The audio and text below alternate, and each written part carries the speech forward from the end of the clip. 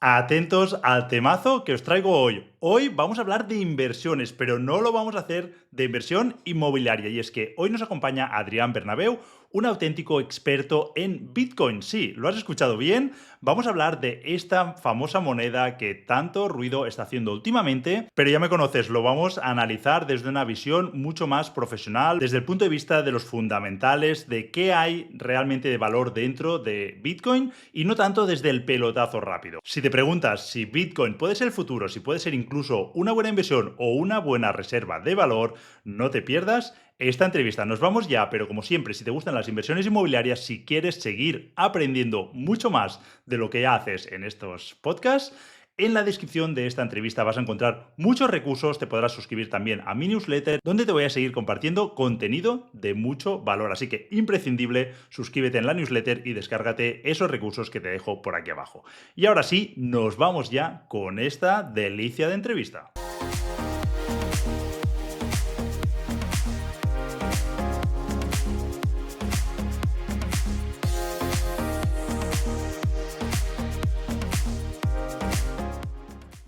Hola a todos, bienvenidos, bienvenidas a una nueva entrevista del podcast de Vivir de Rentas. Y hoy tenemos el honor y el placer de tener con nosotros a Adrián. Bienvenido, Adrián.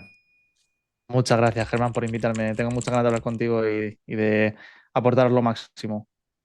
Muy bien, Adrián. La verdad que hoy vamos a tocar un tema distinto y además lo vamos a hacer con una persona con unos grandes conocimientos sobre ello. Vamos a hablar de Bitcoin, algo que seguro que toda nuestra audiencia conoce. Pero lo vamos a tratar de una manera, pues como digo, más objetiva, pues intentando entender cómo funciona, por qué está en boca de mucha gente, ¿no? Mucha gente estáis confiando en el Bitcoin como, bueno, no sé, no quiero aventurarme, ¿no? Pero quizá pues como la moneda de futuro, o bueno, que pueda cambiar pues muchos paradigmas dentro de la economía.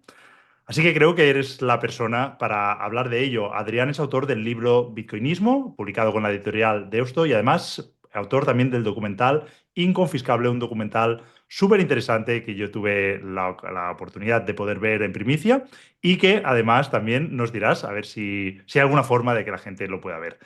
Pero antes de empezar a bombardearte literalmente a preguntas, te voy a preguntar para que la gente, si alguno no te conoce, pues que puedan ponerte un poco más en contexto, ¿quién es Adrián Bernabeu? Bueno, a mí siempre me cuesta resumir esto. Vamos a hacer que esta charla en conjunto sea más bien para nuestros oyentes, más que para echarme flores. Así que con lo que has dicho es extremadamente certero y por incluir alguna cosita más, pues lo que me define como persona es la curiosidad. Yo creo que tanto tú como yo somos personas que nos encanta aprender, que no podemos dejar de preguntarnos cosas, que no podemos dejar de curiosear por, oye, esto, ¿por qué sucede así? ¿Qué hay aquí detrás? Y esto me llevó a Bitcoin. O sea, cuando te preguntas sobre el dinero, cuando te preguntas sobre, oye, ¿cómo funciona este sistema económico? ¿Qué es lo que está pasando entre las diferencias? Oye, ¿por qué hay personas que tienen una mejor vida económica o por qué hay otras personas que tienen más dificultades para llegar a fin de mes o para tener pues una vida que desean? Oye, pues aquí empezó una aventura increíble desde hace pues más de, no sé, 15 años aproximadamente, en la que aprendiendo sobre el dinero, incluidos los inmuebles o el mundo inmobiliario, pues también me llevó a descubrir Bitcoin. Desde entonces es que no he podido parar de investigar, de profundizar sobre ello y de romper mitos, porque sé que probablemente habrá mucha gente en tu audiencia que vea a Bitcoin como un activo de especulación o de pensamiento más cortoplacista o de hacerse rico en 2 días. Y eso es lo que ha llevado a muchas personas a tener problemas, básicamente, ¿no? A acabar arruinados o a encontrarse con estafas o cosas de ese tipo y denigran pues esta posibilidad o esta oportunidad que muchos se pierden simplemente por desconocimiento. Muy bien, Adrián. Si de hecho, si por algo te invité, bueno, por muchos más motivos, pero uno de los motivos por los que te invité justamente era por eso, ¿no? Por ese enfoque, no tanto de, oye, cripto bro o del pelotazo rápido. Justamente a la gente que me conoce sabe que yo pienso más en el largo plazo, más en fundamentales. Y contigo tuve la ocasión de compartir pues muchas charlas, ¿no? Sobre Bitcoin y me llama la Estamos atención. alineados en eso. O sea, estamos totalmente alineados. Por eso, para que la gente, ¿no? Que entiendan el por qué vamos a hablar de Bitcoin. Entonces, vamos a intentar, a ver si nos podrías describir qué es Bitcoin, en especial, pues para nuestro público, ¿no? Un público de inversor inmobiliario que quizá incluso no haya considerado invertir en criptoactivos. ¿Qué le podemos decir? ¿Qué es Bitcoin? Bueno, me gusta justo que hayas nombrado esto hasta esta pequeña introducción sobre la diferencia, porque efectivamente yo diferencio en sí mismo lo que se conoce como criptoactivos o criptomonedas de Bitcoin. O sea, de hecho, la palabra criptomoneda no existía cuando nació Bitcoin. O sea, esto ha sido una denominación posterior que se ha ido poniendo, ¿no? Bueno, por crear copias o intentos de y Bitcoin realmente es totalmente diferencial a eso que llaman criptomonedas. Yo en el libro incluso le meto mucha caña a todo lo que tiene que ver con este mundillo de lo... Y yo también he estado equivocado durante mucho tiempo con el mundo de las criptomonedas, ¿no? Pues yo por eso hablo de Bitcoin, no hablo de criptomonedas, que hay muchísimas diferencias y no hace falta, si quieres, que entremos en ellas, porque también quiero que entremos en la similitud o en las diferencias con el mundo inmobiliario, ¿no? Y en este sentido, pues tienen mucha similitud en aspectos como que ambos son activos reales y esto confunde a muchas personas, ¿no? Porque dicen, a ver, activos reales, se supone que yo debería poder tocarlo, ¿no? Pero claro, activos reales en realidad se diferencian, todos los activos pueden ser de dos tipos, ¿no? Pueden ser activos reales o activos financieros, que básicamente es aquellos activos que no están sujetos a una empresa o a un estado, es decir, que no pueden ser, mmm, que básicamente no tienen riesgo de contrapartida. O sea, ese es el término real. Cuando no tienen riesgo de contrapartida, es decir, que no son el pasivo de alguien, no son la representación de algo, un inmueble o el oro no son la representación de algo, ¿no? Una acción de Google, una acción de Apple, sí son la representación de la propia empresa en sus acciones, ¿no? O un bono del Estado está representando pues esa deuda soberana del Estado, etcétera, ¿no? Pero el oro no es una representación de nada. Un inmueble no es la representación de nada y Bitcoin no es la representación de nada. Solo que cuesta entenderlo porque es el primer activo real digital. Nunca hemos tenido activos digitales que fueran reales, que no fueran la representación de algo, ¿no? Entonces, por eso suele confundir, pero esto es una similitud entre ambos activos. Los activos inmobiliarios son activos reales y Bitcoin también. Y una gran similitud también es que son escasos en realidad, ¿no? No pues no se pueden construir 100 edificios en el mismo espacio físico y también sabemos que Bitcoin tiene una limitación de 21 millones y en ese sentido pues nunca podrá haber más, ¿no? En ese sentido, ¿no? Entonces, pues ambos tienen esa y también se valoran por sus características. Es decir, oye, cuando voy a valorar un inmueble, yo valoro su ubicación, valoro hacia dónde está su orientación, valoro pues la altitud que tiene, en qué materiales está hechos, cuántos metros cuadrados tiene, son sus características. Sus características son lo que lo hacen valioso o no, lo que hacen eh, pues que sea atractivo o no. Y en Bitcoin es igual, Bitcoin tiene unas características, pues oye, su escasez, su divisibilidad, su transportabilidad, igual que el oro, ¿no? Oye, ¿cuánto de durable es esto? O sea, son sus propias características, ¿no? A diferencia de los activos financieros que diríamos, a ver, ¿cuánto factura es? Que también, por cierto, los inmuebles, y no me enrollo mucho más, los inmuebles también podrían incluso tener ese aspecto de valoración a través de la renta. Pero esto, en Bitcoin hay una cosa similar que podríamos decir que nosotros también podemos medir en base a, oye, ¿cuál es el coste de minar un Bitcoin a nivel mundial? Oye, pues eso nos da una orientación de un valor mínimo también, ¿no? Y tenemos ciertas similitudes en las que podemos valorar o medir o basarnos a la hora de calcular pues, el valor, ¿no? de ese activo. Pero bueno, vamos a ir profundizando en esos aspectos y similitudes y diferencias. Muy bien. Que sepas que te puedes enrollar todo lo que quieras, que lo que dices es súper interesante, así que no te cortes por Ah, ello. perfecto. Te voy a preguntar, ¿no? Entonces, ¿cuál es el valor o el coste, mejor dicho, de minar un Bitcoin a nivel mundial? Porque entiendo que eso significa que se hace una media, ¿no? Porque dependerá el coste de la energía. Pero además también, por poner en contexto, estamos en máximos históricos. No sé si ahora, no lo sigo a diario, pero hace pocos días estamos, no sé si en $111.000 llegó a tocar Ujú. o quizás los haya superado ya, no lo sé. Pero estamos en máximos, ¿no? Entonces, para poner en contexto, ese sería el valor de Bitcoin recientemente. ¿Cuál es el coste de minarlo? Esto es muy interesante lo que comentas y me vienen muchas cosas a la mente, Germán. Una de ellas es que es muy diferente el precio que nosotros vemos a su valor y en el mundo de los inmuebles es exactamente igual.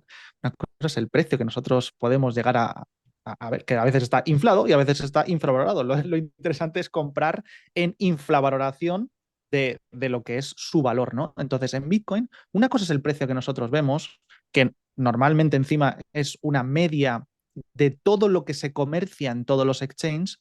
Es decir, hay lugares, digamos, casas de cambio o bancos de cripto, podríamos llamarlos, en los que se transaccionan, se hacen compraventas de este Bitcoin, ¿no? Entonces, dependiendo de la gente, de la oferta y la demanda, se llega a un precio, se llegan a ciertos precios que va fluctuando, ¿no?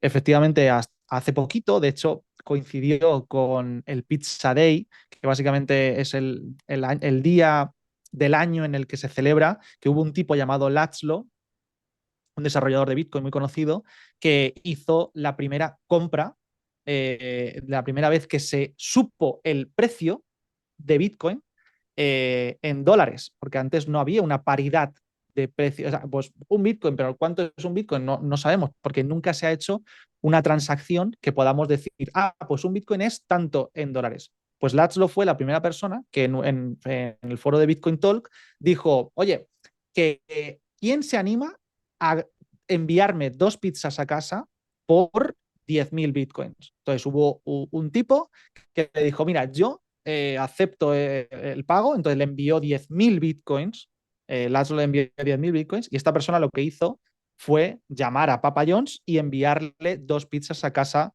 de Laszlo. Confusión también habitual que hay mucha gente que se piensa que Papa John's aceptó los 10.000 bitcoins. No. Fue otra persona que pagó $42, bueno, $41 por esas 2 pizzas y ahí fue la primera paridad. $41 por 10.000 bitcoins, que eso actualmente son más de 1.000 millones por esas 2 pizzas.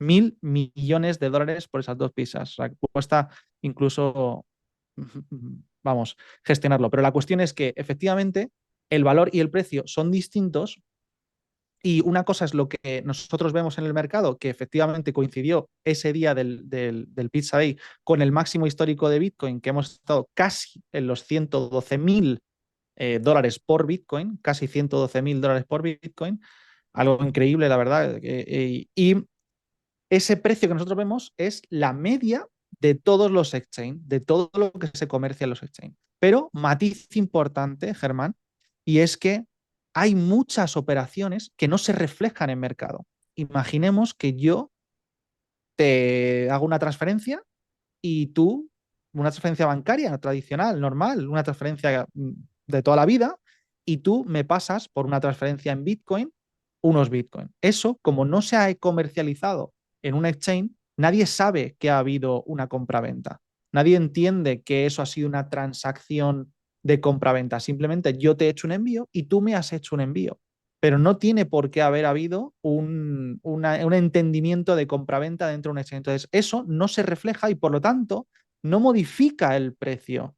Y esto se hace habitualmente para grandes compraventas. ¿Por qué?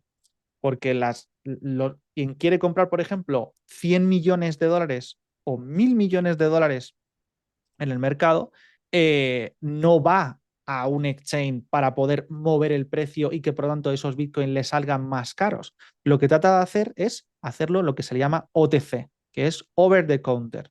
Y esto se hace incluso con los mineros. Oye, tú eres un minero, Germán, y yo te digo, oye, todo lo que produzcas quiero comprártelo.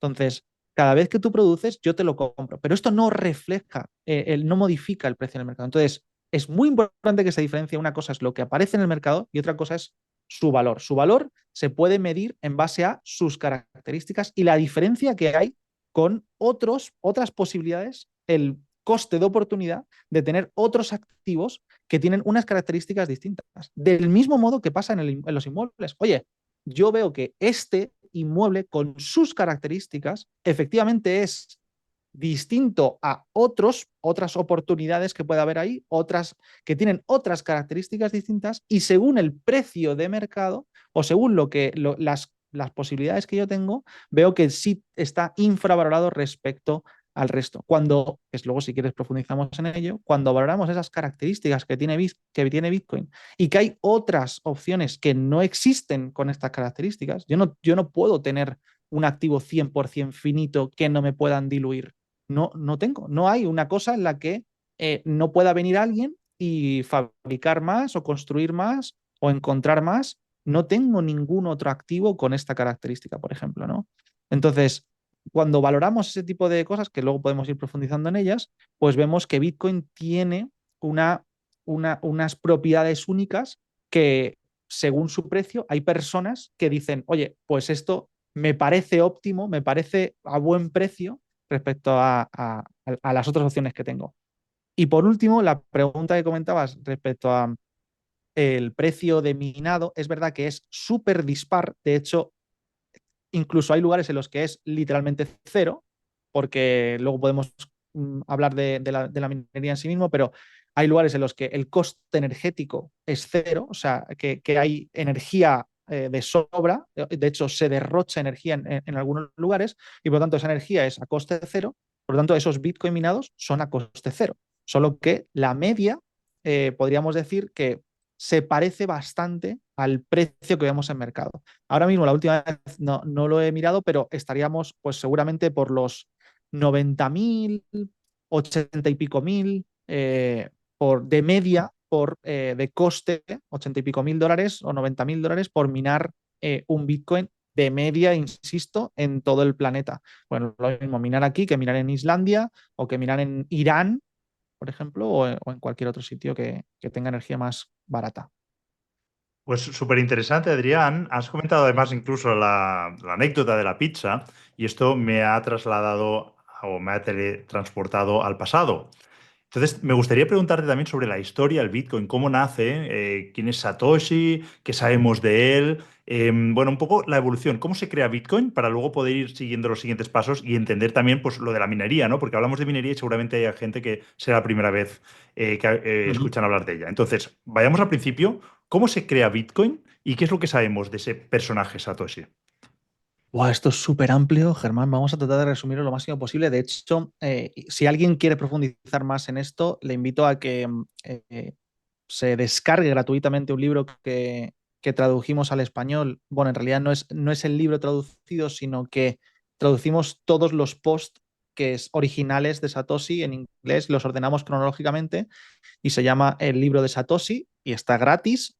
También lo tienes en Amazon por si quieres hacer una donación, que creo que es 1 euro o 1 euro y pico, pero básicamente ahí lo puedes encontrar. Y se habla justamente de todo esto, no solo hipotéticamente de lo que sucedió, sino certeramente porque son las palabras tal cual de las personas que estaban allí en el momento en el que todo esto sucedió, ¿no? Y muchas veces se piensa que Bitcoin nace en un momento en el que a alguien se le iluminó un tipo que dijo, pues tengo una súper idea y voy a inventar una cosa maravillosa que va a solucionar todos los problemas del mundo. Bueno, en realidad no funciona así, sino que habían habido 40 años hacia atrás de Bitcoin. Bitcoin empieza a funcionar el 3 de enero de 2009, ese es el primer momento, el 3 de enero de 2009, cuando empieza a funcionar Bitcoin, y se publica su propuesta el 31 de octubre de 2008. ¿Vale? O sea, hay unos meses de diferencia y antes del 31 de octubre han habido 40 años hacia atrás, que también lo explico en el libro, de hecho hago un pequeño gráfico también en el propio libro, en el que hay muchos hitos, como yo diría que son piezas del puzzle, que han sido necesarias para que Bitcoin pueda surgir. O sea, de hecho, Satoshi, en realidad, lo brillante de Satoshi no fue, yo muchas veces digo que no fue una invención, sino que fue un descubrimiento.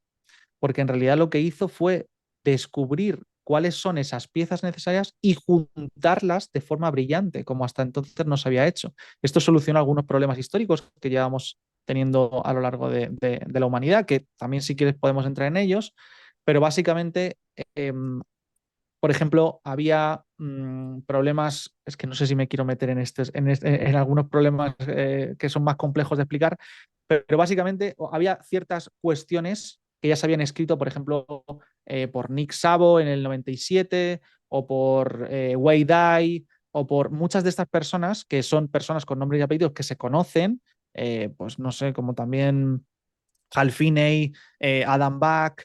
Yo nombro algunos por si hay personas que quieren profundizar en el conocimiento de esta gente o por si quieren buscarles, pero todas estas personas hicieron invenciones, hicieron descubrimientos, tuvieron ideas que plasmaron tanto en papers como en estudios o incluso a nivel técnico también. Y lo que hizo fue Satoshi, de hecho, a algunos de ellos les escribió por privado, por ejemplo, a Adam Back, que ahora Adam Back tiene una mega empresa relacionada con Bitcoin, pero antes de esto, Satoshi le escribió y le dijo, oye, eso que has escrito sobre RPOW, que luego se utilizó para el tema de la minería, eso me parece súper interesante y mira, yo estoy haciendo aquí una especie de proyecto con un tema relacionado bueno, con un sistema de dinero digital.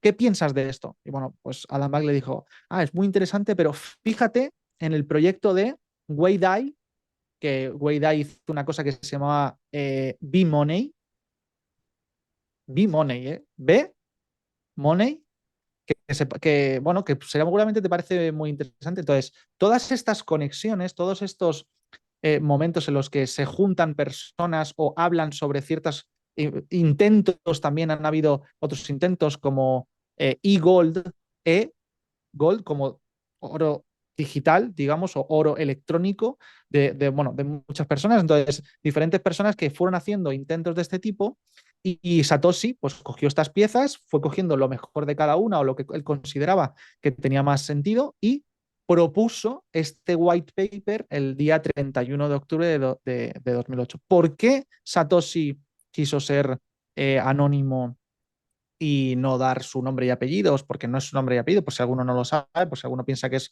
un japonés que se llama así, en realidad es un seudónimo, bueno, es un nick, es un nombre inventado.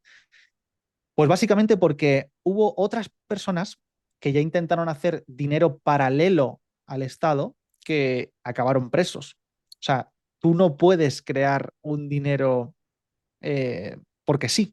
Eso tiene el monopolio, lo tiene el Estado, ¿no? El Estado es quien puede determinar qué dinero se debe utilizar en su territorio, en su jurisdicción, ¿no? Entonces, como Satoshi ya era consciente de esto, yo en el libro lo cuento como lo asemejo al mito de Prometeus, que Prometeus es esa persona, bueno, ese dios que, bueno, coge el poder de hacer el fuego y se lo entrega a los humanos, ¿no? Y es castigado eternamente por darle ese poder a los humanos, ¿no? Entonces, Satoshi es como que sabía que darle ese poder a los humanos, el poder de tener un dinero independiente al Estado y un dinero no corrompible, digamos, o que fuera paralelo, pues tenía unas consecuencias, ¿no? Y esas consecuencias, pues se protegió de ellas, ¿no? Se dijo, oye, pues yo no voy a caer en esto. Y por otro lado, no solo de forma egoísta, sino también de forma altruista, en el sentido de que es imposible tener algo realmente independiente o realmente descentralizado si hay alguien que puede tener una opinión superior o alguien que puede decidir o imponer algo, ¿no? Entonces, es una forma muy brillante de que se parezca más al oro, porque el oro no tiene una empresa, no tiene una institución, no tiene una persona que lo represente, no tiene alguien que te puede caer mal o bien, no tiene alguien que diga, oye, pues yo opino no sé qué, entonces se tenga más en cuenta, no tiene alguien a quien se le pueda difamar, oye, pues ha salido una noticia, sea verdadera o falsa, sobre esta persona. Entonces, todo eso hace que no dependa de una persona, que no dependa tampoco de su vida, de que muera, por ejemplo, entonces, ya no hay quien lo lidere, No, no, lo convierte en más atemporal. Hace que no tenga un momento histórico, ¿no? Entonces, el oro también ha tenido pues, esos 5.000 años de historia vamos, de valor en sí mismo, también por esto, por muchas otras circunstancias, pero también por esto, por no estar ligado a alguien, ¿no? Y esto también lo tenía muy en cuenta Satoshi, de, oye, si yo quiero que esto no dependa de mí, si yo quiero que esto sea pues más allá de lo que yo pueda hacer en este momento, de hecho, en realidad fueron muchas otras personas también quien aportaron, no solo hacia atrás, como estábamos hablando ahora, sino hacia adelante. Sigue habiendo muchas personas que aportan sobre Bitcoin, independientemente de que Satoshi no esté visible o no hable nunca más. Así que esto es un breve, súper breve resumen, Germán, No, no, pero sé que podemos hablar interesante. mucho Además, más. hay esa historia, ese misterio, ¿no? De quién estará detrás, si es una persona, si son varias, si es un estado incluso, ¿no? Siempre está ese misterio y yo creo que también lo hace un poco más potente. Podemos Em, hablar también de por qué desapareció y esto también le da un toque de, de realidad a todo el asunto, porque a veces se piensa como que es algo así, pues eso, como tú dices, no muy misterioso, que lo es, pero también es verdad que hubo un momento en el que Bitcoin no estaba tan fuerte como ahora. Bitcoin no estaba tan descentralizado con muchos nodos alrededor del mundo, tenía más peligros de ataque, peligros en el sentido de que se pudieran hacer, cuando tú no lo tienes tan descentralizado, la información puede ser más atacable. Cuando tienes toda la información en un lugar, tienes un núcleo de ataque, tienes un vector más problemático de ataque, ¿no? Entonces, en ese momento inicial, cuando aún no estaba lo suficientemente formado, de hecho, yo en el libro también lo llamo como que Bitcoin como un sistema antifrágil, es decir, los sistemas antifrágiles, cuanto más evolucionan, cuanto más se les ataca, más mejoran. Nosotros también somos un sistema antifrágil. Cuando nosotros tenemos un virus o tenemos un ataque, o sea, incluso una rotura en el hueso se solidifica mejor que como estaba anteriormente. Se fortalece incluso más. O nosotros también nos fortalecemos más cuando pasamos alguna enfermedad y generamos anticuerpos y eso nos hace aún más antifrágiles. Pues a Bitcoin le pasa algo parecido.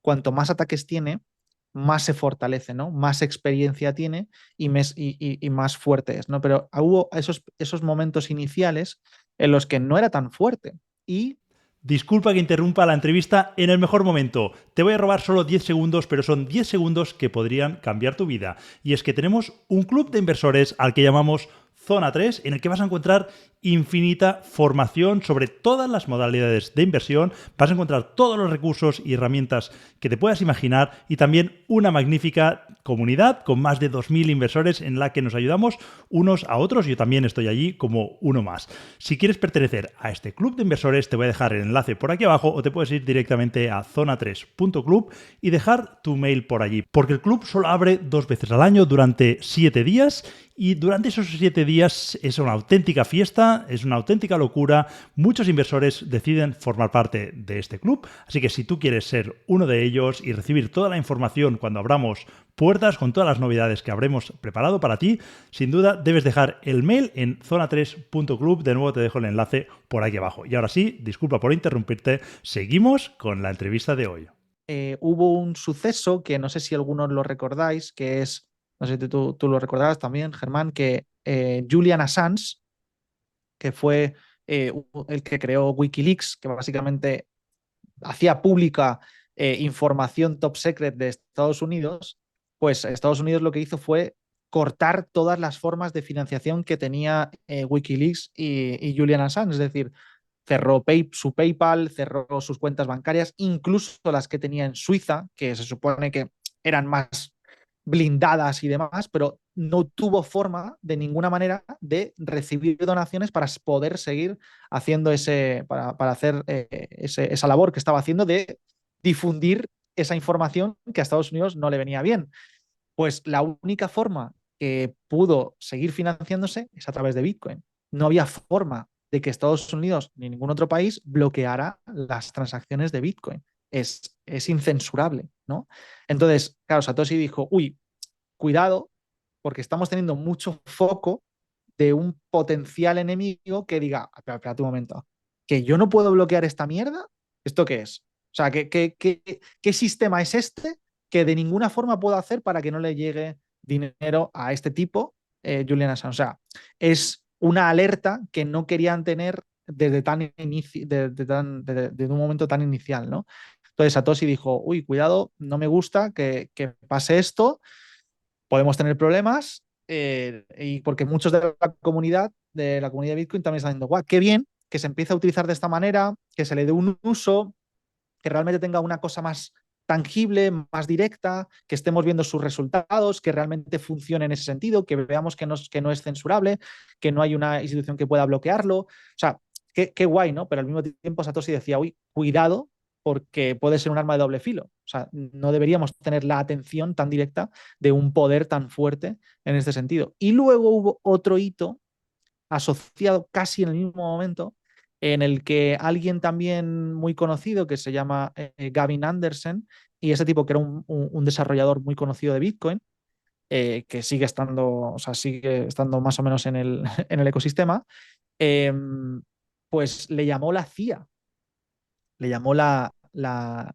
vamos, el cuerpo de inteligencia de Estados Sí, Unidos sí. y también la NSA y tal, vamos, lo más top de Estados Unidos respecto a temas pues, gubernamentales, de inteligencia, de armamentísticos y demás, y para preguntarle sobre esa cosa, qué era Bitcoin, qué es esto y cómo funciona, y ven a contárnoslo. Entonces, pues Gavin lo puso públicamente en el foro de donde estaban todos los bitcoiners y dijo, oye, que me han llamado de esto, me citan para responder, ¿qué os parece? Y Satoshi pues no estaba muy de acuerdo, dijo que no era muy buena idea, aún menos de momento, y Gavin lo hizo igualmente.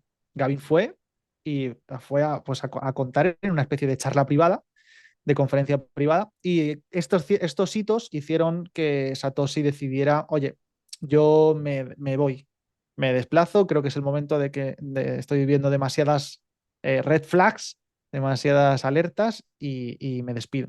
Entonces fue también ese el motivo por el que decidió marcharse. O sea, que públicamente no fue de un día para otro, sino que manifestó que yo Ujú. desaparezco, ¿eh? Vale, Sí, luego volveremos a Satoshi porque tengo una pregunta concreta sobre este tema. vale. Pero para seguir el hilo y volver al tema de la minería, vale, como has explicado un poco la historia, cómo lo montaron, entiendo que hay la blockchain detrás, que no hemos usado esta palabra hasta ahora, pero que Ujú, hace unos años pues estuvo mucho de moda, ¿no? Parecía que la blockchain ujú. iba a ser como ahora es la IA, ¿no? Como que iba a revolucionarlo todo. Entonces, explícanos un poco si puedes exactamente qué es eso de la blockchain y por qué hay, y ya lo enlazamos con la parte de minería, ¿no? ¿Por qué es necesario que haya esos mineros y qué es lo que hacen, ¿no? Y exactamente cuál es su función. Vale, Germán, esto también es muy interesante y voy a romper algunos mitos también respecto a este ámbito, porque es verdad que se utiliza la palabra blockchain casi como una herramienta de marketing, ¿no? Y en todos los proyectos pues eso, de blockchain y de criptos se utiliza, bueno, es que claro, esto es seguro porque tiene blockchain, ¿no? Pero en realidad no es así. O sea, la realidad es que incluso, enlazándolo con lo que estábamos hablando, en ese primer white paper de Bitcoin no se nombra la palabra blockchain. Lo más parecido que hay es un término que Satoshi utiliza que se llama time chain, es decir, una cadena de tiempo, porque en realidad esto es lo que es la blockchain. Es una cadena enlazada en la que se va contabilizando qué sucede en cada momento temporal en toda la red. Oye, pues si se han hecho estas transacciones en este momento, las grabamos y las encadenamos cronológicamente a lo largo de toda la historia para tener certeza de lo que ha sucedido y que esa certeza no pueda ser modificada, que es lo que llamamos la inmutabilidad de la red, que no pueda ser modificada esa red. Pero tenemos una confusión cuando pensamos que todo lo que llaman blockchain es inmutable. Y esto es un gran error, porque la inmutabilidad depende de la descentralización de esa red. Es decir, si yo tengo dos nodos, dos copias, dos lugares donde se está custodiando esa información, todo eso que se va guardando en la blockchain, claro, si esos dos se ponen de acuerdo, se podría modificar. Ya no hay inmutabilidad. Si somos tres, oye, pues ya es un poquito más difícil. Si somos cuatro, ya es un poquito más difícil y así sucesivamente. La mayoría de blockchains no tienen esto. no tienen una descentralización real, no hay una... de hecho, incluso a veces está gobernado por la propia institución que ha creado esa blockchain o ese grupo de personas o de asociaciones o lo que tiene que ver con la cripto. O sea, si es una criptomoneda que se llama no sé qué, me da igual la criptomoneda que quieras, y luego y lo más o menos lo patrocinan o lo llevan o deciden lo que sucede, un tipo de asociación, institución, empresa, CEOs, lo que quieras, pues eso lo pueden manipular o lo pueden modificar o pueden hacer y también esas modificaciones y le siguen llamando blockchain, solo porque utiliza el mismo sistema de encadenado, pero no tienen las mismas propiedades que son las de la inmutabilidad, ¿no? Entonces, si nosotros no tenemos esa inmutabilidad, no tenemos certeza de lo que pasa ahí, no tenemos confianza real de que eso vaya a seguir siendo como es. Y esta es una de las grandes diferencias de Bitcoin con todo lo que llaman criptomonedas y blockchain. Entonces, ¿cómo funciona? No sé si te lo he resumido lo suficiente, podríamos ir mucho más allá, pero básicamente al principio de todo no funcionaba igual que ahora. Al principio de todo había un ordenador que tú tenías en casa en el cual tenías una wallet, es decir, un lugar donde tenías tus Bitcoin y esa misma wallet podía minar. Es decir, simplemente era un validador. Un validador quiere decir que el ordenador veía todas las transacciones que habían y decía, ah, pues sí, esta es correcta, esta es correcta. Entonces validaba que esas transacciones se habían hecho correctamente, daba seguridad a la red por esas validaciones, iba también validando que todo lo que pasaba en la blockchain era correcto y se iba guardando toda esa información. Y por hacer ese trabajo, que es lo que le llaman el proof of work, la prueba de trabajo, yo he hecho un trabajo de validación, he hecho un trabajo de que todo esté correcto y de que no haya ninguna falla, de que no haya nada raro, de que no se ha puesto una información que no sea correcta, de que ningún nodo está intentando mentir. ¿Cómo puede mentir? Pues diciendo que a lo mejor Germán me ha pasado a mí algo que no me ha pasado. Imagínate que me ha pasado un Bitcoin que no me ha pasado y yo como nodo lo he escrito, pero todos los demás nodos dicen, eso es falso. Eso que ha escrito esta persona, o mejor dicho, este nodo, no es correcto porque todos los demás tenemos una copia de lo que sí ha sucedido y no coincide con tu copia. Entonces, hacer esa validación constante todo el tiempo, cada 10 minutos, de forma infinita, esa prueba de trabajo conlleva una recompensa. Es decir, el sistema está hecho en base a incentivos, que esa es la brillantez también. El sistema de incentivos es lo que hace que se haya podido descentralizar sin que haya un equipo de marketing, sin que haya un CEO que diga, oye, pues estos son los propósitos del próximo año y esto es lo que vamos a hacer con estos hitos y todo. O sea, es increíble que se haya hecho de forma natural, orgánica, por personas que no se conocen, que tengan efectivamente ese incentivo de decir, oye, pues yo quiero poner una máquina a colaborar para que esto funcione y voy a recibir un incentivo económico por hacer ese tipo de validaciones. Entonces, eso permite que la red se vaya agrandando, que se fortalezca cada vez más, que se haga más segura y así sucesivamente, ¿no? Ahora ha cambiado un poquito porque ya no es a través de unos ordenadores como el que tenemos tú y yo, como el que estamos haciendo esto, sino que se ha ido profesionalizando. A través de esos incentivos ha habido gente que ha dicho, oye, ¿y si hago un ordenador más potente todavía, que valide más, que tenga la capacidad de procesar más datos, de hacer más prueba de trabajo, que yo trabaje más que el resto? Entonces tengo más probabilidad de ganar constantemente más recompensas. Entonces se ha profesionalizado en ese sentido. Ha habido personas que han hecho máquinas específicas solo para minar de forma más eficiente, para hacer cálculos más eficientes que el resto. Entonces tienen más probabilidad y hay una carrera, digamos, de tecnología y de avance para poder profesionalizar mucho más este ámbito, ¿no? Y es... Súper interesante y lo quiero enlazar esto también. Has hablado de esa evolución que ha habido. Antes te hablaba que quería volver en algún momento a Satoshi. ¿Qué ocurriría si hoy aparece Satoshi y puede demostrar? Porque han habido varios que han dicho, Sí. oye, que soy yo, ¿no? Han aparecido y soy yo, salgo de la nada, ¿no? Este era yo. Y algunos de ellos, pues más creíbles que otros. pero parece ser que ninguno pues, ha conseguido Mm. suficiente prueba, ¿no? Para demostrar que lo era. Pero imaginemos que sí, que alguien aparece y realmente puede demostrar que lo es. ¿Cómo afectaría esto a Bitcoin? Y podría incluso poner en duda pues, parte de los puntos favorables que has comentado a favor de Bitcoin, ¿no? ¿Podría incluso terminar cargándose Bitcoin si aparece esa persona? Muy interesante eso también, Germán. Efectivamente, es realmente simple probarlo porque básicamente deducimos que la primera cartera, la primera wallet, la primera billetera que existió, deducimos que es suya. De hecho, una de las, bueno, muchas de las primeras tienen una cantidad de Bitcoin ingente. De hecho, tienen más de 1 millón de Bitcoins, que eso es una barbaridad. Y se supone que fueron estas primeras carteras en las que empezó a probar el sistema de Bitcoin, Satoshi, y no se han movido esos Bitcoin desde entonces, porque pues, Satoshi no los ha querido mover, también porque puede dar pistas de quién es, de cómo se mueve, etcétera.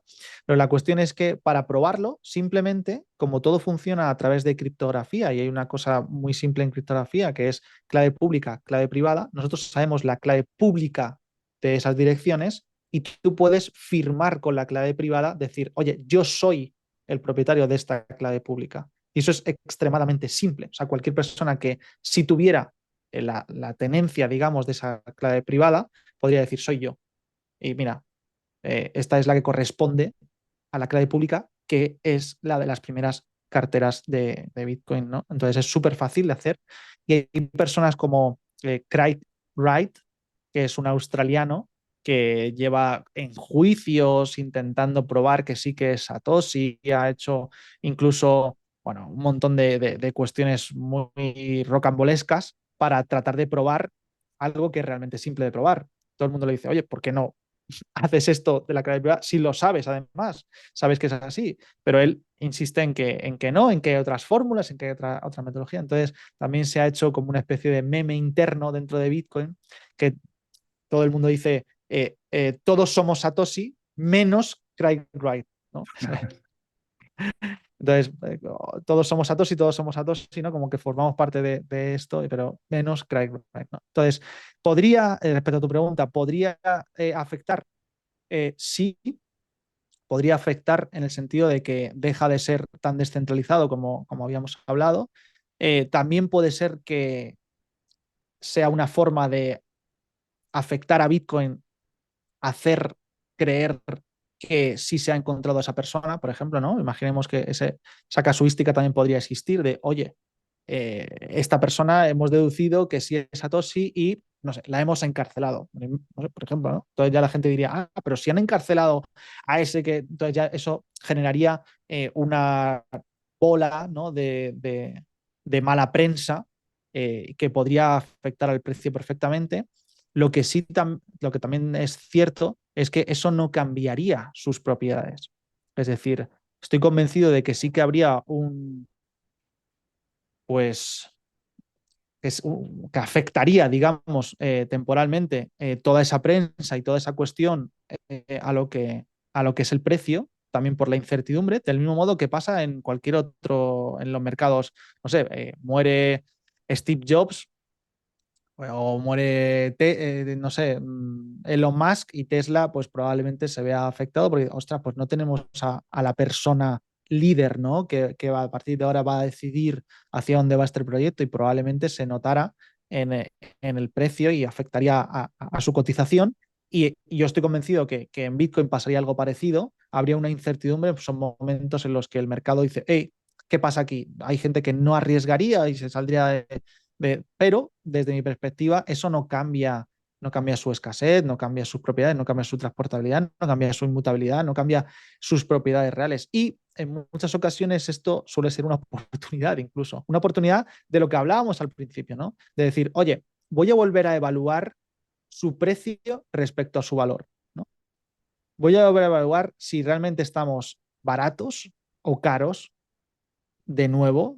¿Cuáles son? Vamos a hacer otra vez eso, ¿no? Oye, ¿cuáles son sus propiedades? ¿Cuáles siguen estando y cuáles no? ¿Cuáles han cambiado? ¿Cuáles no? Voy a volver a evaluar todo esto y respecto al precio, oye, ¿tiene sentido si ahora está más barato? Es así como se hace en los mercados financieros, no sé, con value investing, ¿no? Oye, ¿qué le pasa a esta empresa? ¿Vale? ¿Ha habido algo en los fundamentales? ¿Ha habido algo en esto que ha pasado en la prensa y realmente afecta a la empresa como tal? ¿O es algo que simplemente ha modificado su precio, pero sus balances siguen siendo lo mismo, su capacidad de producción sigue siendo igual, todo ese tipo de cosas, sus fundamentales siguen siendo los mismos? Genial, pues entonces está barato, es algo positivo. ¿Ha bajado el precio? Es algo bueno que haya bajado el precio porque tengo la capacidad de comprar algo que sé que está barato, ¿no? Entonces, muchas veces suceden este tipo de cuestiones que son realmente oportunidades más que catástrofes, ¿no? Oye, has tocado un tema súper interesante, es el de la valoración, ¿no? Me gustaría ir ahora a la parte más de inversión. Vamos a suponer que la gente pues, nos está escuchando y alguien se pueda plantear, oye, pues a lo mejor tiene sentido invertir en bitcoins. Em, claro, tiene sentido, pero no sabemos si está caro o barato. Has hablado, por ejemplo, de pues una empresa, ¿no? Se puede ver los fundamentales, se puede ver el balance, se puede ver incluso cuánto flujo de caja genera, etcétera, etcétera, y hacer hay varias estrategias para calcular pues esos flujos de caja pasados al presente. Bueno, hay distintas fórmulas de calcular si está cara o barata. Vale. En el caso de Bitcoin, entiendo que se mueve más por una oferta y demanda, ¿no? Que al final, pues la cantidad que se ofrecen son los que son. Si hay mucha gente queriendo comprar y menos gente queriendo vender, pues al final el precio inevitablemente irá al alza o lo mismo a la inversa, ¿no? Sí que podríamos intentar prever el precio futuro si somos capaces de prever la demanda futura y la oferta futura. Sería una fórmula para decir qué va a ocurrir a mañana, ¿no? Pero mi pregunta es, ¿cómo sé si $100.000 o $110.000 al Ujú. que está ahora es caro o barato? ¿Y por qué no vale 1.000, ¿no? Entiendo que la respuesta rápida es, oye, porque hay mucha demanda, ¿no? Y entonces, pues, el precio se ha ido para arriba. Pero ¿cómo puedo saber yo si estoy entrando a un buen precio? ¿Alguna forma de valorar eso? Buenísimo, Germán. Joder, qué gustazo poder tener este tipo de preguntas. Claro, porque muchas veces no tengo este tipo de espacios con personas que sepan del mundo de la inversión, pues muchas veces son pues, en medios de comunicación o en radio, en prensa y todo eso, pues son periodistas que tampoco pues, hacen las preguntas más clásicas, que entiendo que son del interés del público, pero no tan específicas del mundo de la inversión, que para mí son las mismas preguntas que me he hecho durante mucho tiempo, son las preguntas que he tratado de contestar para mí mismo, para saber efectivamente poder evaluar todo esto y que me parecen pues muy importantes, ¿no? Entonces, por un lado, tenemos efectivamente esa oferta y esa demanda, y la demanda que es, bueno, la oferta ya conocemos que es finita y esto ya de por sí genera un diferencial con todo lo demás. O sea, no tenemos ningún otro activo que tengamos 100% certeza de que va a ser finito y de que esa oferta no se va a modificar. Y esto, como bien sabemos, si lo medimos en dólares, que esos dólares pues constantemente se van a crear más, ya sabemos que todo lo que sea más escaso va a aumentar en precio.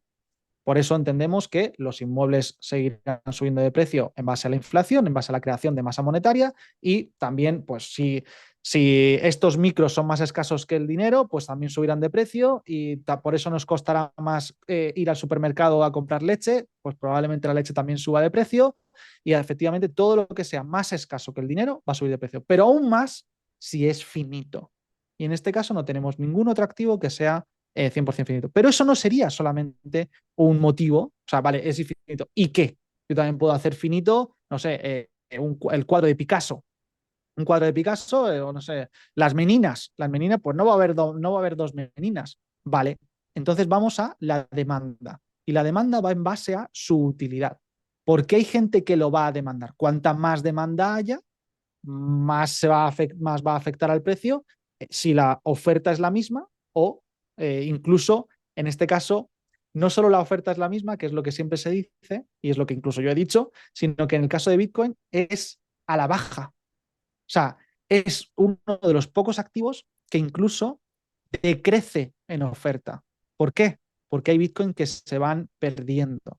Hay Bitcoin que directamente, entonces la oferta que hay disponible, que no es la oferta total, una cosa son los 21 millones de Bitcoin, sino que hay una oferta líquida, una oferta disponible que va en decrecimiento. Y esto es aún más fuerte, o sea, el impacto, digamos, en el precio con igual demanda o mayor demanda se nota más en el precio todavía, ¿no? Y estamos viendo cómo la liquidez, digamos, o la disponibilidad de Bitcoin cada vez se va reduciendo más, no solo por por la pérdida, digamos, de lo que se va perdiendo en las personas que no hacen una buena custodia, en las personas que se olvidan de que lo tenían ahí, o lo que estábamos hablando hace un rato de que Satoshi no va a mover esos bits. Todo ese tipo de lo que está disponible para comprar se va reduciendo, no solo por esto, sino también porque hay gente que lo atesora más tiempo. Es decir, lo están sacando de los exchanges. Cada vez hay menos liquidez en los exchanges. De hecho, la última vez que lo miré, que fue hace no mucho, estamos en unos 2,5 millones de Bitcoin, de los 21 millones, que aún no están total, pero tenemos 19,3 más o menos, 19,3 millones, pues solo 2,5 está disponible. O sea, es muy poquito disponible para que la gente lo pueda comprar y vender. 2,5 millones y tenemos en cuenta cifras tan locas como que, pues no sé, por ejemplo, Estados Unidos se propuso, que no lo ha hecho firme, pero se propuso comprar 1 millón de bitcoins.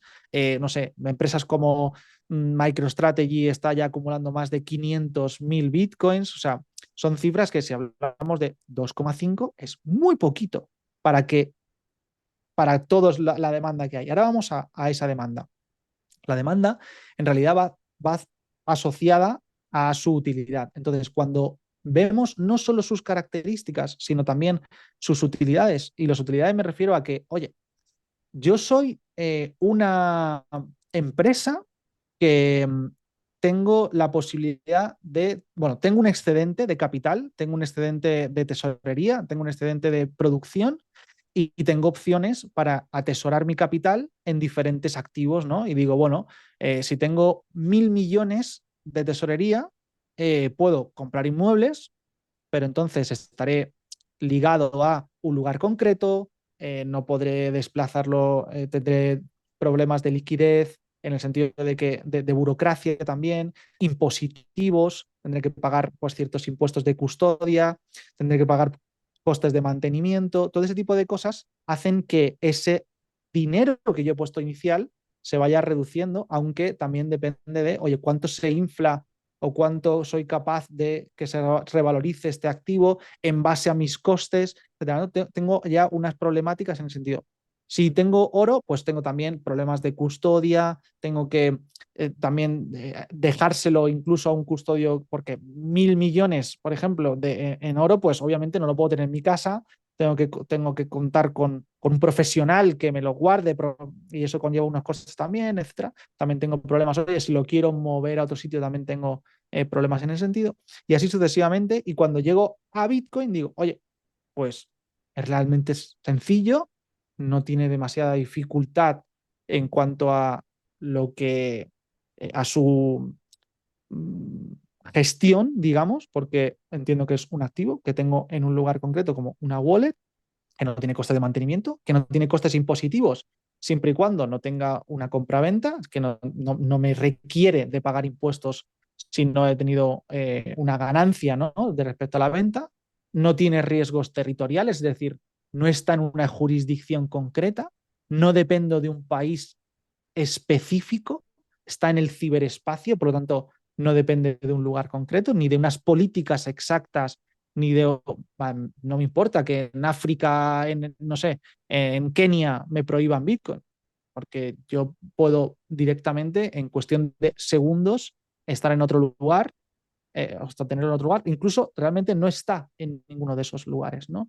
Entonces, todo ese tipo de cosas, te he puesto un ejemplo como una empresa, por, también tengo liquidez al momento, es decir, cuando quiera puedo cambiarlo. No necesito estar haciendo papeleo, notaría, burocracia, solicitar a un broker que me lo... No, o sea, o a ese custodio de oro, oye, que necesito el oro, sácalo, liquídamelo en tal sitio, eh, a cuánto me lo valoras? O no, no, es que no es que te lo valore, es que el precio está ahí, es público, yo sé la valoración exacta de lo que tengo en cada momento, puedo cuando quiera intercambiar no solo una fracción también, sino la totalidad o una parte que necesite, Entonces tengo también facilidad en ese sentido, en, oye, la divisibilidad que tengo de, no, si lo tuviera en inmuebles, ya tengo que decidir, oye, vendo un inmueble completo, pero la mitad de un inmueble no puedo,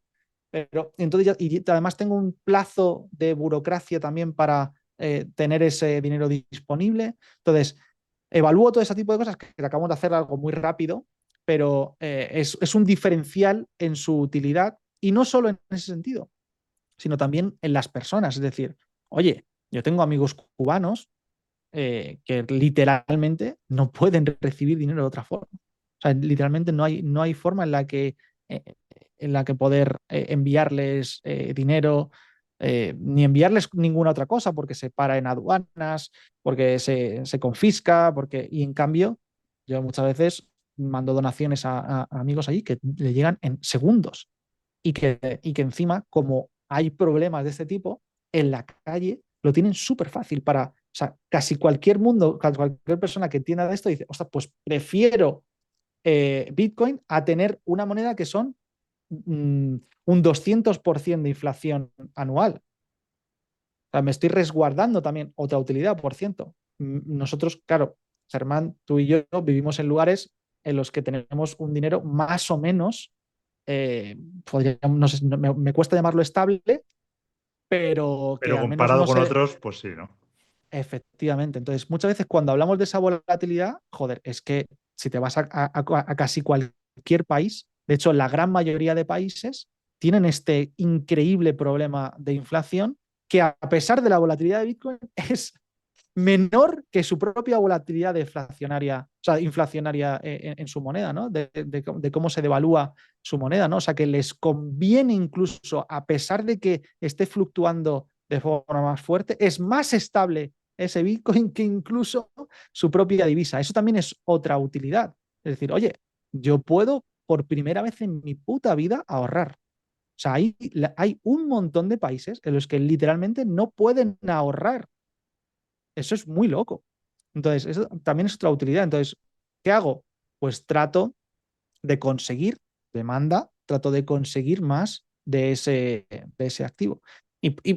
Si quieres, podemos poner incluso más ejemplos, pero todo ese tipo de utilidades sirven también para valorar, oye, es que literalmente si no tengo otra opción, es que no me da, no puedo no demandarlo, ¿no? Hay algunas, o si yo soy un, no sé, un africano en el Congo y hasta hace un tiempo, normalmente sí tenía, aunque parezca mentira, hay más accesibilidad a Internet que a agua potable en el mundo. Entonces hay personas que sí tienen acceso a Internet y a un teléfono móvil, pero les cuesta tener acceso al agua potable o a otras cosas básicas, pues una persona en el Congo que sí tenga internet, que sí tenga un dispositivo y que incluso pueda dar un servicio como, me lo invento, Germán, traducción simultánea a un suizo,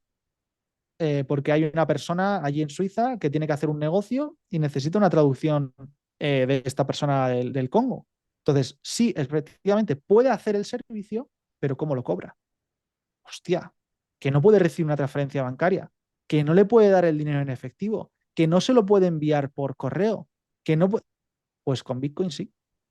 O sea, sí le permite hacer eso. Eso es una utilidad única. O sea, es que literalmente no tienes otra opción. O sea, esa persona del Congo no tiene otra opción en ese sentido que recibir una transferencia en Bitcoin y hasta entonces no era posible.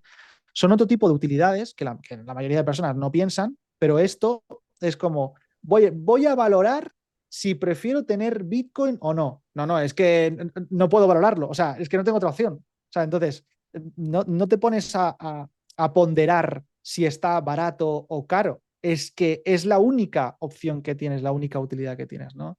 Entonces, si tú también puedes apreciar ese tipo de utilidades, es decir, yo, por ejemplo, una de las cosas que más valoro es mi libertad. Entonces, yo entiendo que Bitcoin sí me proporciona cierta libertad en ese sentido.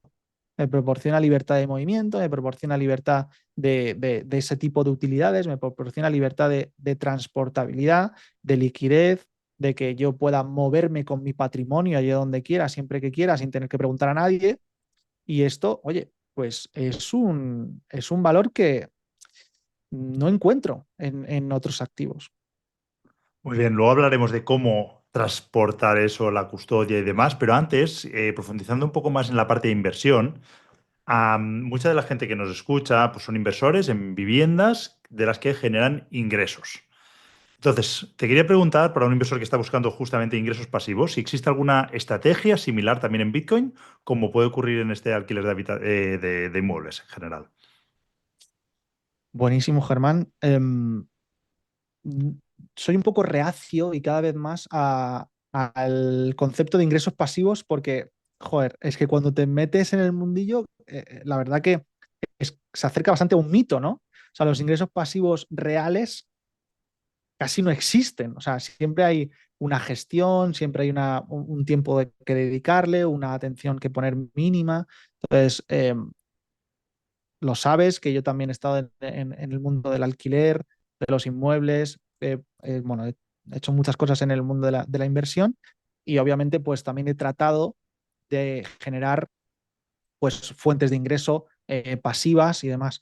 Y claro, cuando te das cuenta de que en realidad lo pasivo no es 100% pasivo nunca, y cuanto más pasivo te lo tomes, más problemas incluso puedes encontrar, ¿no? Porque al final también la delegación conlleva su riesgo, también tiene sus problemáticas y todo esto, ¿no? Entonces siempre hay que tener un mínimo foco de energía, tiempo, dedicación a eso que entendemos. Pero dando por entendido esto y poniéndolo entre comillas y entendiendo sus matices de lo que entendemos por ingresos pasivos, hay cosas parecidas. Es verdad que dentro del mundo de los inmuebles yo no considero que el alquiler sea una inversión, sino que es una actividad económica.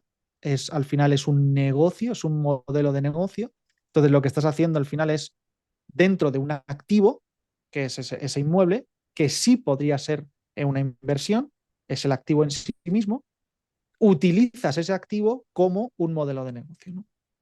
Entonces, en ese sentido, pues lo más parecido que podría haber es lo que hemos hablado de la minería, que efectivamente, de nuevo, es una actividad económica pasiva, sí, porque son esas máquinas las que lo ejecutan, pero no te puedes desprender del todo, porque al final pues acabarán teniendo en algún momento que optimizarse, que actualizarse, que a lo mejor se calientan, que no sé, cualquier cosita minuciosa que también podría pasarte en un inmueble, ¿no? Oye, pues hay que cambiar las bombillas, no sé, le ha pasado no sé qué a la lavadora, cualquier cosa de este tipo que de vez en cuando pueda haber necesidades de mantenimiento, ¿no? En ese sentido.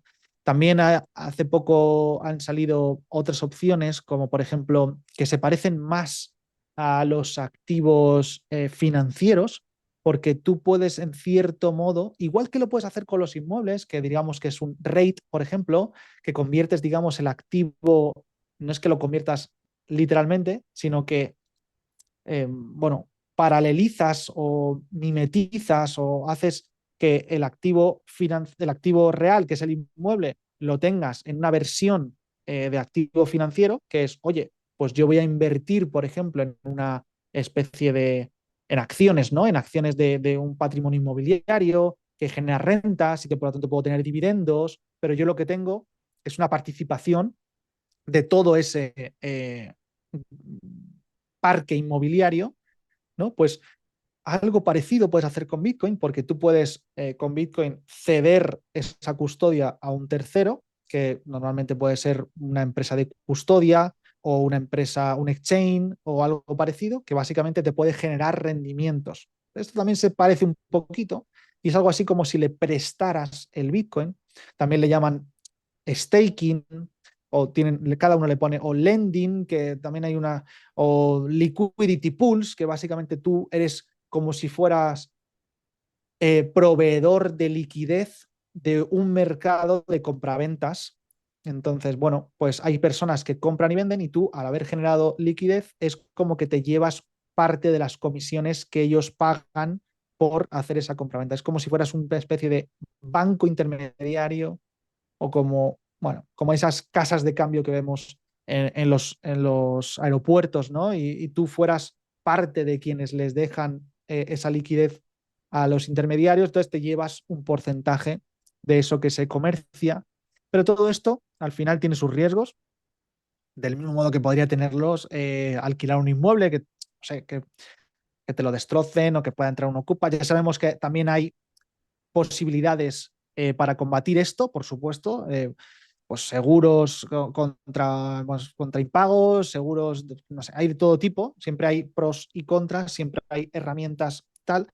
En este sentido, justo en el tema de Bitcoin, pues para mí sí es muy importante perder la custodia, porque en ese momento realmente estás perdiendo parte de esas propiedades que hablábamos hace un momento, Germán, de esas características únicas, de esas ventajas que tiene Bitcoin, que tú puedes tener un activo que sea 100% tuyo, que sea 100% soberano, que no sea un, yo lo llamo muchas veces como a nivel jurídico, que no sea un usufructo, es decir, que no solo tengas el derecho de uso y disfrute, sino que realmente tengas la propiedad real. O sea, eso yo le dedico mucho tiempo en el libro también a hablar sobre el tema de la propiedad privada y Bitcoin te puede permitir tener propiedad inconfiscable, propiedad que ningún otro te pueda quitar, pero deja de ser así cuando se lo estás cediendo a un tercero. Es decir, oye, si yo te lo dejo para que tú me des unos rendimientos, ya no tengo yo la custodia, la tienes tú.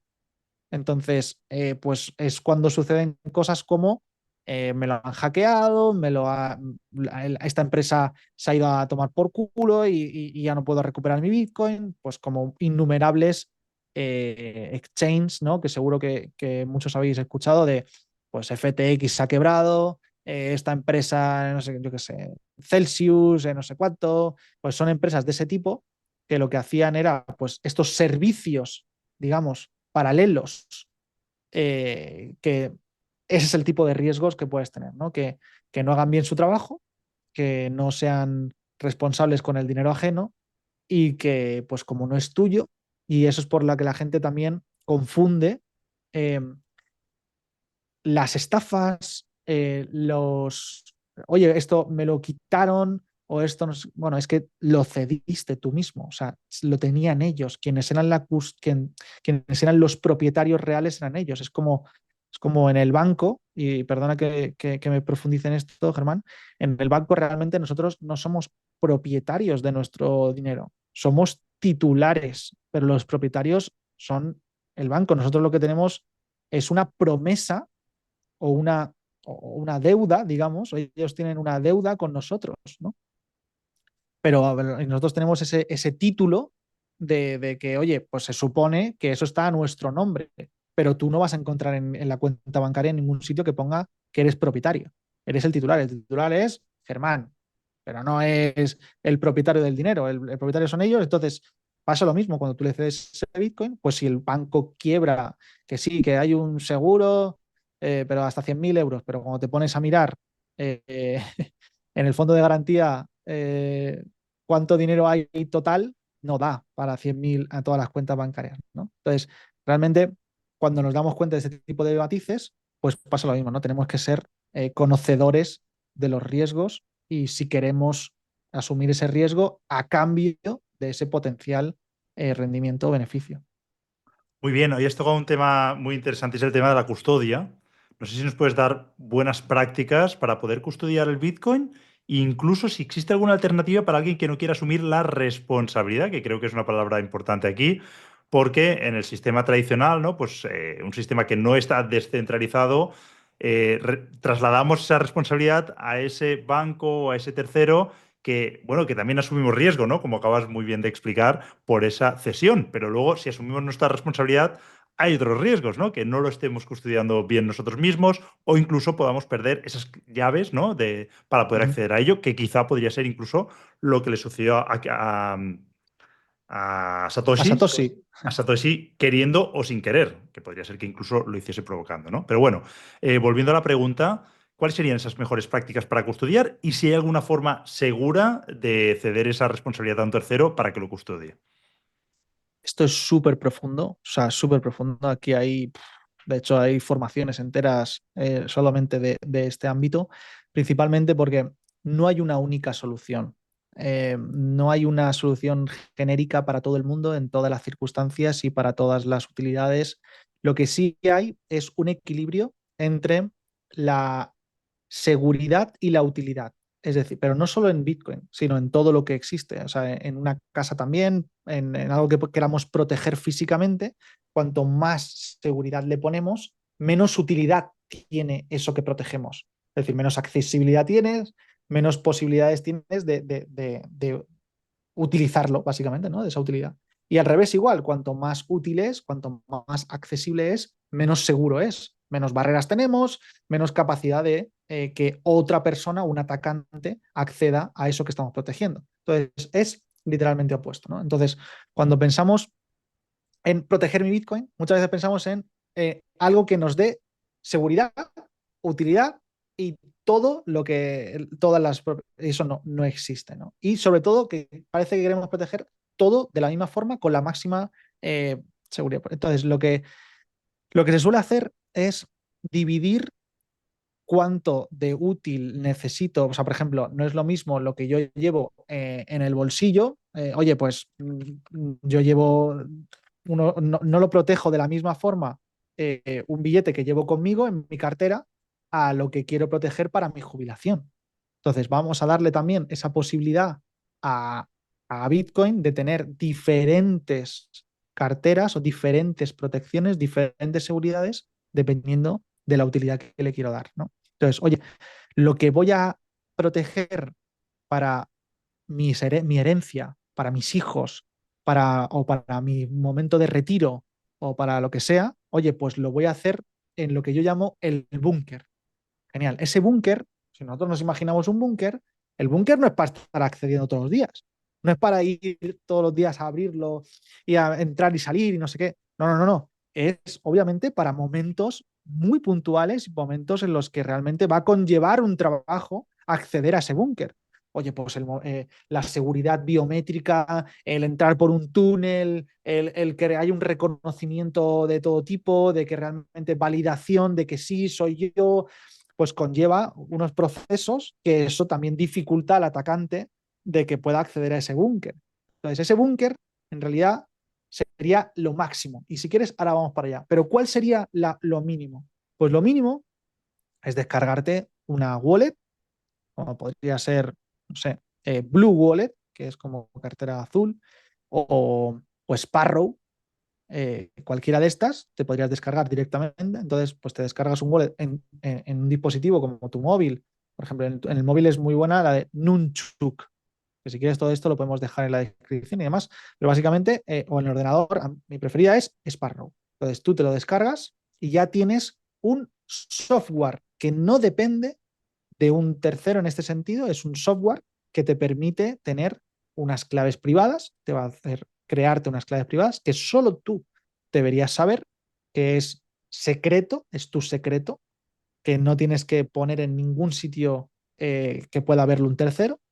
Y entonces, ¿qué problemas ves? ¿Qué problemas hay en esto? Pues básicamente que alguien que pueda acceder a ese dispositivo, pues sí podría acceder a esos fondos. Entonces, ¿cuánto podría guardar aquí? Bueno, pues lo que necesite a corto plazo o una cantidad que no sea máxima. ¿Cuánto, Adrián? Dime cuánto. Pues, por ejemplo, un salario máximo. Oye, ¿cuánto ganas tú al mes? Bueno, pues un salario, dos salarios. De hecho, te diría que lo que normalmente llevarías como máximo en el bolsillo, en tu cartera, que normalmente la gente no suele llevar un salario, no suele llevar un sueldo del mes en el bolsillo. Bueno, pues no tengas más que eso en algo como una cartera de este tipo que se le suele llamar también carteras calientes, ¿no? Entonces, el siguiente punto sería que tuvieras un dispositivo que te permita guardar un poquito mejor esas claves privadas que te has creado, ¿no? Y es algo como esto, por ejemplo. ¿Es esto? ¿O es esto? Hay diferentes dispositivos, también hay otros tipos, pero a mí me gusta trastear con muchos días para ver las diferencias y demás, o como esto. Son dispositivos que lo que te permiten es gestionar de forma más segura esas claves privadas. Entonces, básicamente, lo único que hace es que Si alguien consiguiera acceder a tu ordenador o a tu móvil e incluso pudiera abrir esa wallet y decir, oye, quiero enviármelo a la mía, te estoy intentando robar ese. Lo que va a hacer es preguntar, vale, ¿tienes tú la firma? Firma, firma la transacción. Y entonces el atacante diría, hostia, no puedo firmar. ¿Por qué?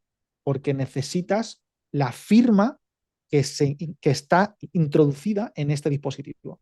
Ujú. Solo puede firmar el dispositivo. Lo que hace es almacenar esa clave privada y necesitas la firma del dispositivo. Entonces ya estamos teniendo una barrera un poquito mayor. ¿Esto qué te permite?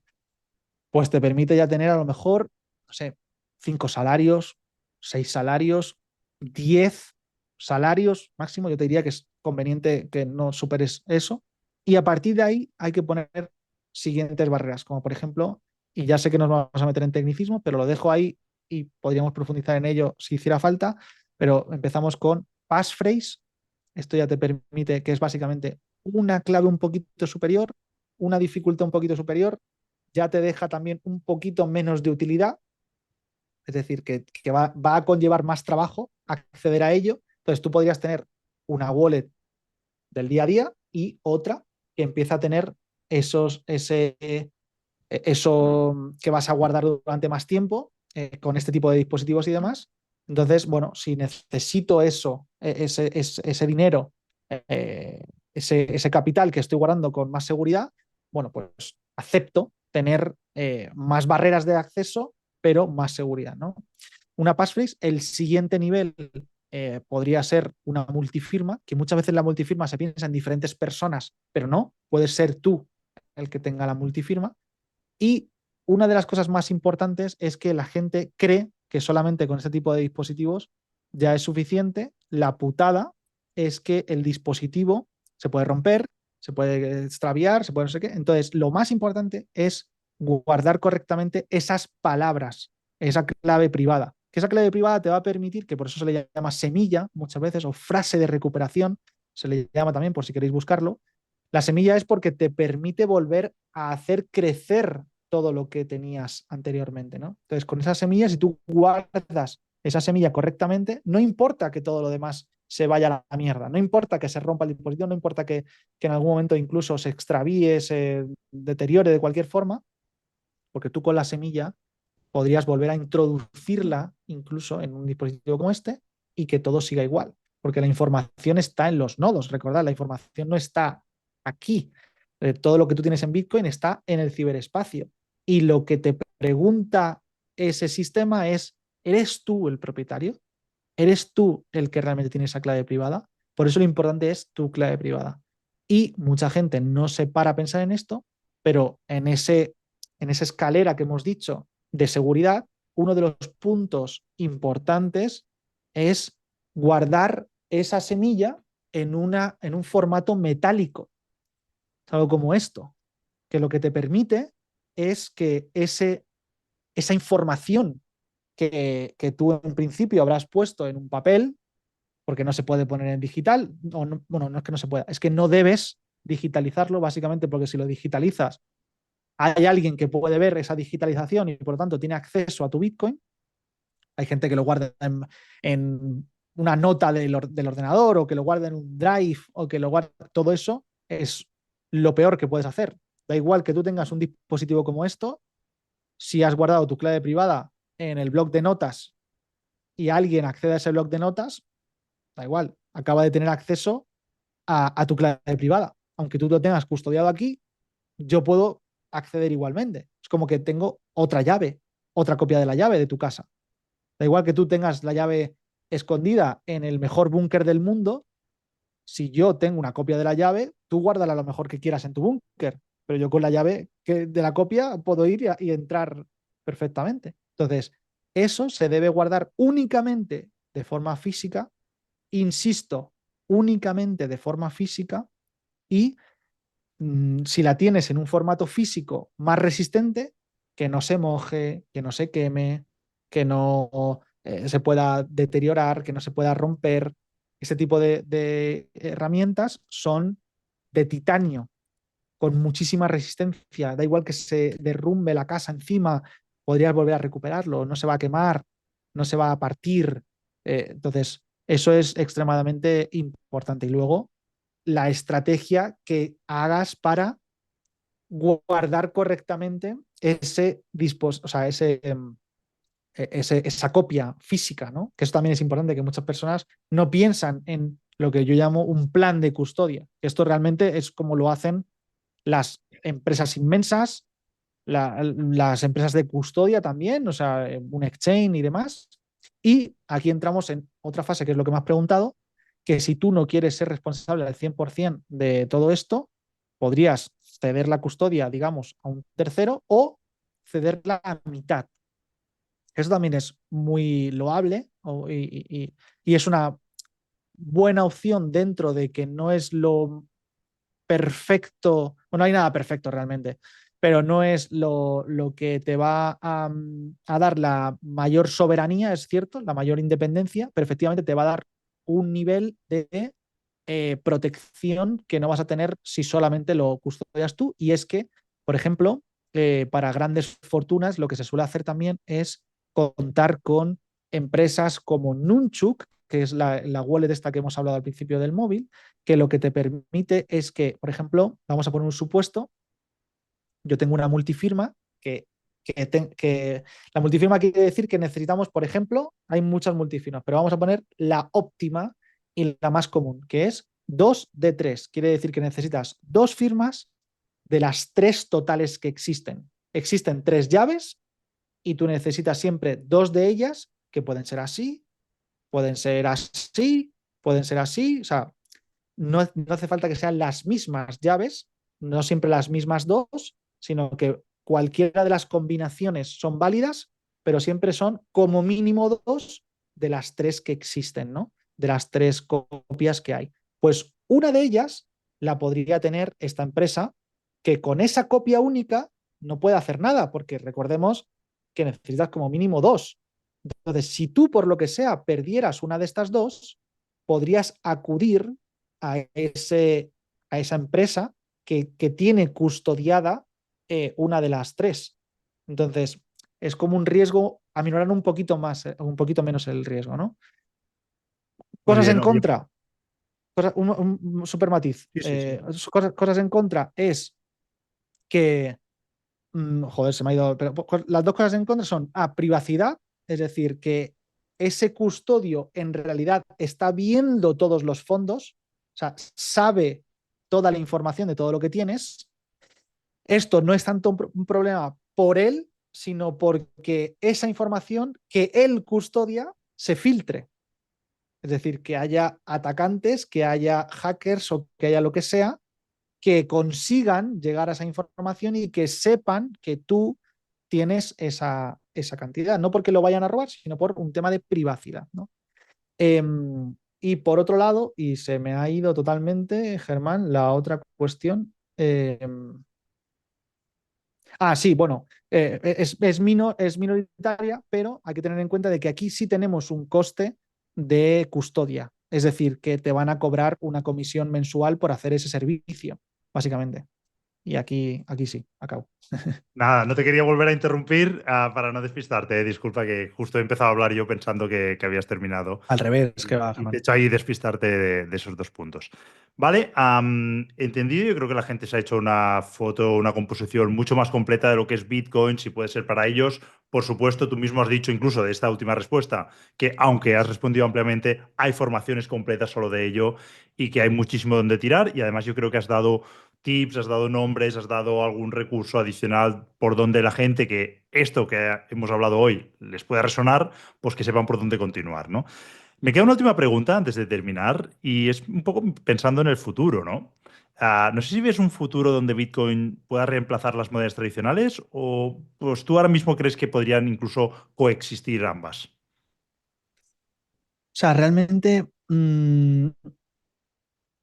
yo no creo que sea incluso ni siquiera su propósito como tal. Creo que también esto es una confusión generalizada, muchas veces porque, claro, cuando vemos que se llama Bitcoin y que hablamos de moneda digital y ese tipo de cosas, que yo por eso no utilizo ese tipo de términos, no utilizo ni moneda digital ni ese tipo de cosas, hablo más de activo, hablo más incluso de riqueza digital o de otro tipo de términos, porque puede confundir en pensar que realmente es un medio de intercambio. Es decir, que de hecho, este es el gran problema para que la mayoría de personas entienda su potencial o su valor, porque realmente si solo fuera un sistema en el que nos permite pues intercambiarnos dinero como un sistema de pagos, si solamente fuera un sistema de pagos, solamente fuera un sistema de medio de intercambio, realmente ya tenemos solucionado ese problema. No tenemos un problema realmente tan grave, aunque te he puesto ejemplos de casos concretos en países concretos que sí tienen ese problema, pero en general hay un avance bastante fuerte en el mundo en el que nos permite intercambiarnos lo que yo llamo trasladar valor en el espacio. Yo siempre lo llamo así, trasladar valor en el espacio, que nos permite, oye, no estamos en el mismo sitio, tú y yo, Germán, pero podemos trasladarnos a través de PayPal, que es un sistema de pagos, a través de sistema SWIFT bancario, a través de, no sé, Bizum. En realidad hay muchas alternativas que nos permiten de forma bastante eficiente y muy bien hechas trasladarnos ese valor. Ese no es el problema. Eso no es un diferencial de Bitcoin. Bitcoin no gana por ahí. Es más, hay algunos incluso más eficientes que Bitcoin para esto. Lo que realmente tiene Bitcoin de diferencial que no hemos tenido a lo largo de la historia y que ha sido un problema histórico que no hemos podido solucionar correctamente es para trasladar valor en el tiempo. Es decir, nosotros como humanos producimos, no sé, lechugas y yo ese excedente de lechugas, ¿qué hago? Tengo que convertir esas lechugas en algo que me permita conservar esa producción que yo he tenido, ese excedente, para poder gastar eso que he producido en otro momento del tiempo. Oye, no lo quiero gastar todo ahora. Esto que he producido no lo quiero consumir ahora mismo todo en este momento porque no tengo la necesidad instantánea. Lo que quiero es consumirlo en otro momento. De hecho, el mundo de los inmuebles nace por esto. Como no tenemos vehículos, herramientas para poder trasladar el valor de lo que producimos, la riqueza que producimos a lo largo del tiempo por la inflación, por la devaluación de todo, etcétera, pues utilizo otros vehículos. Ostras, ¿qué cosas me conservan mejor el poder adquisitivo a lo largo del tiempo? Ostras, pues resulta que los inmuebles, como son escasos, como tienen ciertas propiedades que hacen que también haya una demanda, que pues vaya, si yo compro un inmueble, resulta que con el tiempo tengo una reserva, una capacidad de depositar riqueza y que con el paso del tiempo puedo consumir esa riqueza después, sin que se haya devaluado teniéndolo en euros o en cualquier otro formato.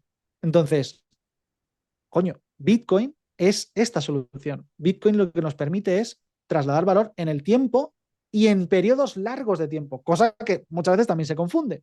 Por eso la volatilidad deja de ser un problema cuando entendemos que los mínimos son ascendentes, que la volatilidad es a corto plazo, que la volatilidad es ruido a corto plazo y que en el largo plazo la volatilidad es ascendente, porque es un activo que cumple con unas características de revalorización.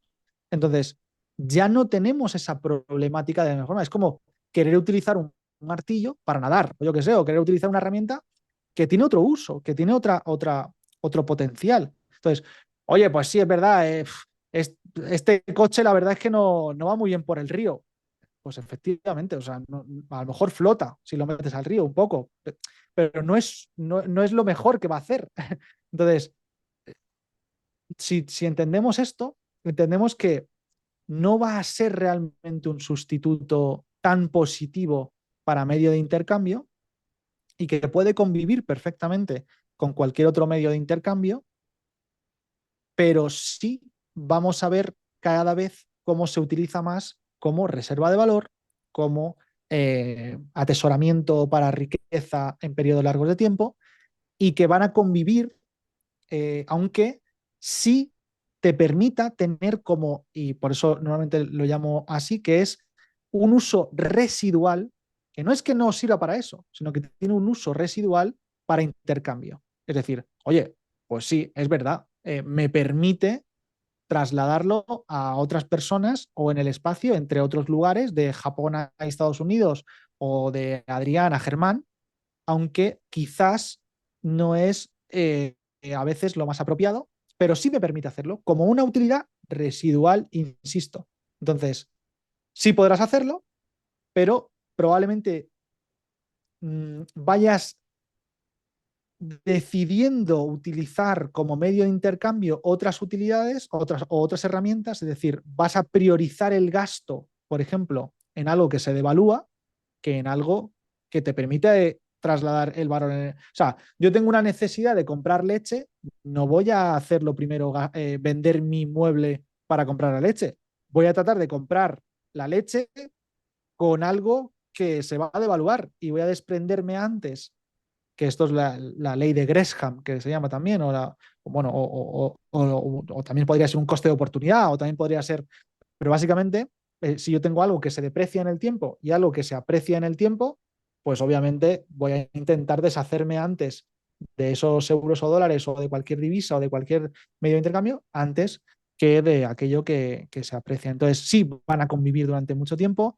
No sé si en algún momento habrá un sustitutivo. Lo que sí sé es que cada vez más personas entenderán esto y cada vez más personas tratarán de atesorar más un activo como Bitcoin y tratarán de desprenderse cada vez más de otras divisas, pero eso ya sucede en lugares como, no sé, Argentina, Venezuela, no sé, Cuba, en muchísimos países en los que, oye, yo tengo un dólar y tengo otra divisa local, el bolívar venezolano, y lo que trato de hacer es atesorar lo máximo posible ese dólar y desprenderme lo antes posible, lo más rápido posible de eso que se deprecia. Entonces esto va a seguir su curso, va a seguir exactamente igual.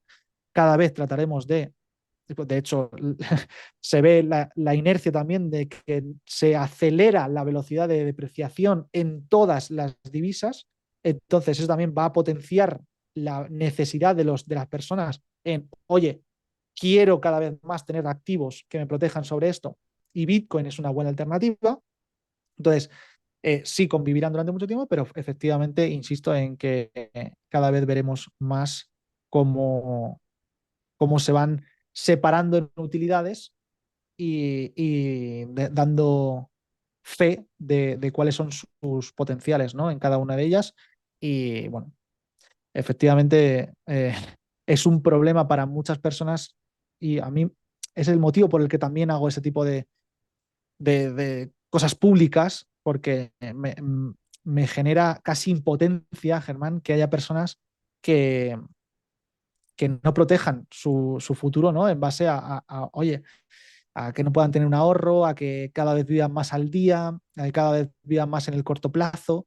Y ese corto plazo está directamente relacionado con este concepto que estamos hablando, con el no entendimiento de cómo funcionan cada uno de los posibles activos o de las herramientas que tenemos. Entonces, quien no tenga en mente el concepto de inversión, quien no tenga en mente el concepto de largoplacismo y que quiera ir a cada vez más corto plazo, pues probablemente tenga más problemas y más necesidades y eso es una rueda que te mete en un mal lugar y al revés igual. Cuanto más pensamiento largoplacista, cuanto más preferencia temporal tengamos a largo plazo, mejores decisiones podremos tomar y mejor nos irá en un futuro. Muy bien, Adrián, con ese largo placismo que también promovemos en la inversión inmobiliaria, pues terminamos esta entrevista. Yo creo que has tocado por encima, pero profundizando también en cada uno de los puntos. Ya he dicho antes que creo que hay mucho más de lo que hablar y seguramente cada una de las preguntas que te he hecho nos daría incluso para un podcast. Pero creo que ha sido súper interesante también animar a la gente que puedan comprar ese libro que publicaste de Bitcoinismo, que creo que es muy interesante y que les permitirá también profundizar más. Dejaremos enlaces también en la descripción de este capítulo.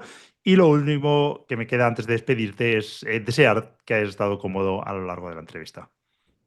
Por supuesto, Germán, lo haces siempre súper fácil y ojalá que tengamos más ocasiones de unirnos en persona, que me lo pasé extremadamente bien la última vez que hicimos ese viaje juntos y ojalá que tengamos mucho más para compartir y para hacer es un placer siempre poder compartir con personas como tú, que tienen esa mente abierta, esa mente de aprendizaje, de curiosidad, como hablábamos al principio. Y gracias también por apoyarme con el libro, que sé que fuiste de las primeras personas que también pues fue a adquirirlo, a tener una copia de él, que le dedicaste el tiempo para leerlo y que siempre has estado abierto a hablar sobre ello. Así que gracias por invitarme, ha sido un auténtico placer y mucha suerte con todas tus inversiones.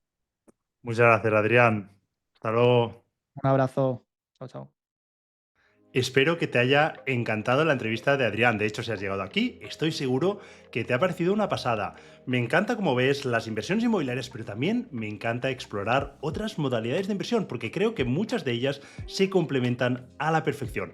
Así que si quieres seguir profundizando en otras opciones, te dejo por aquí otra entrevista que hice sobre la cartera permanente, una opción muy válida, muy interesante también si quieres diversificar en tus inversiones, más allá de la inversión inmobiliaria.